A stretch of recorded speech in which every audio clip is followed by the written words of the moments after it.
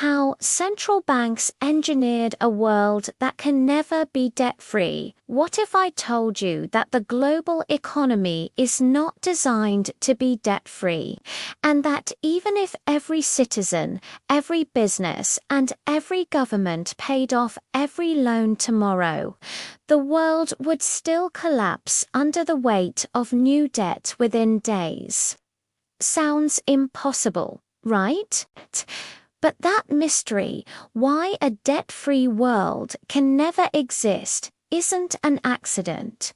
It's the result of a system engineered over centuries, hidden in plain sight, and controlled by the institutions we trust the most, central banks. Today, we're digging into the story the world was never meant to understand. To understand how we got here, we need to start in the 1600s. With something deceptively simple. Governments needed money, but they didn't have enough gold or silver. Entered the birth of central banking. In 1694, the Bank of England pioneered a revolutionary deal: loan the government money, but loan it in the form of notes that could circulate like currency. At first, this seemed harmless, a clever around. But here's the twist we're still living with today. Every new dollar was created as debt, and that single change rewired the entire economic world. Origins: how debt-backed money began over time. Nations copied the model. The United States went through multiple failed attempts at central banking before the real turning point. 1913, the creation of the Federal Reserve. Behind closed doors on Jekyll Island, bankers and politicians drafted the system that still dictates global money flow. The same model spread worldwide, shaping the European Central Bank, the Bank of Japan, and dozens more. Here's where the cause and effect becomes unavoidable. Money is created through loans. Loans require repayment with interest. But the money needed to pay that interest doesn't exist yet. The only solution: create even more debt. The system forces perpetual borrowing, not because we're irresponsible, but because it mathematically cannot function any other way. Rise: how the system took over after the Great Depression. Governments doubled down on central banks. Post-World War II, the world adopted the Bretton Woods system, linking currencies to the US dollar and the dollar to gold. But then came the breaking point. The moment everything changed in 1971. President Nixon ended the gold standard. Overnight, money had no physical backing. It became fully fiat, created by government decree. And if you can print money at will, you can create debt at infinite scale. From that moment forward, global debt didn't just rise, it exploded.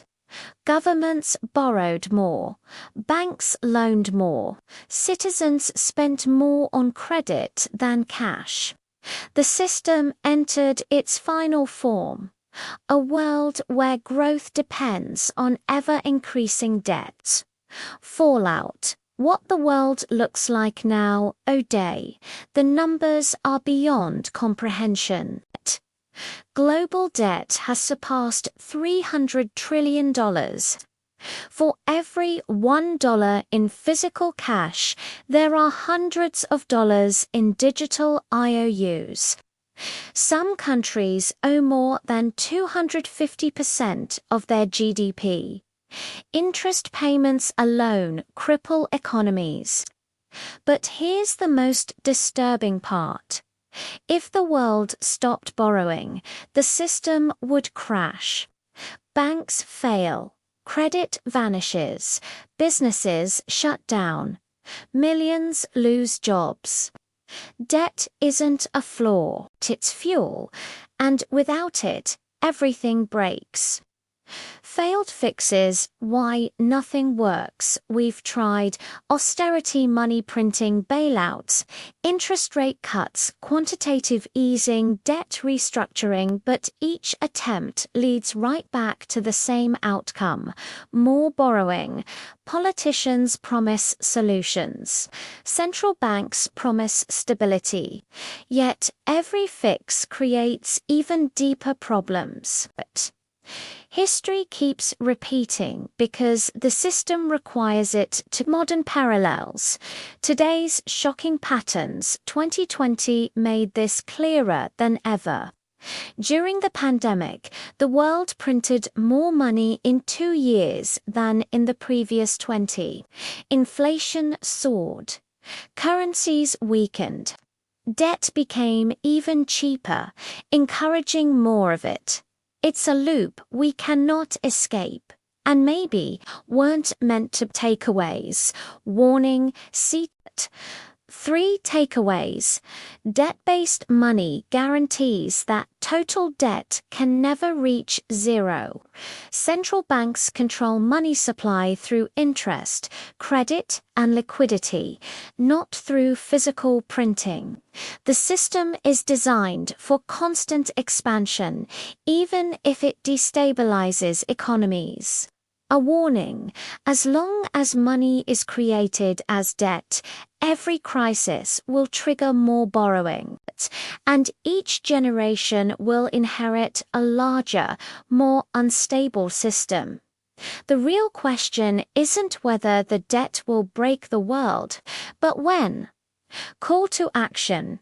If you want more deep dive videos breaking down the hidden mechanics of our financial world, hit like, subscribe, and share this video with someone who needs to understand the system we're all living in.